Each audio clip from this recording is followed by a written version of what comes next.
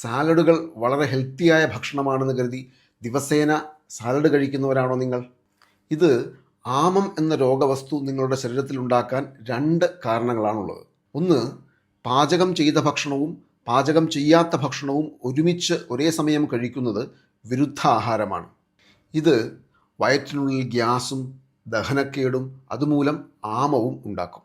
ഭക്ഷണം പാകം ചെയ്യുക എന്ന് പറയുന്നതിൻ്റെ അർത്ഥം ആഹാരത്തിനുള്ള കഠിനമായ പദാർത്ഥങ്ങളെ, അതായത് സെല്ലുലോസ്, ഫൈബറുകൾ മുതലായ തന്മാത്രകളെ മൃദൂകരിക്കുകയും അതോടൊപ്പം തന്നെ ദഹനത്തെ തടസ്സപ്പെടുത്തുന്ന ആൻറ്റി ന്യൂട്രിയൻ എന്ന വിഭാഗത്തിൽപ്പെടുന്ന തന്മാത്രകളെ നശിപ്പിക്കുകയും ചെയ്തുകൊണ്ട് ആഹാരത്തിനുള്ളിലുള്ള പോഷക അംശങ്ങളെ ദഹനരസങ്ങൾക്ക് പ്രവർത്തിക്കുവാൻ പാകത്തിനാക്കുക എന്ന പ്രക്രിയയാണ്.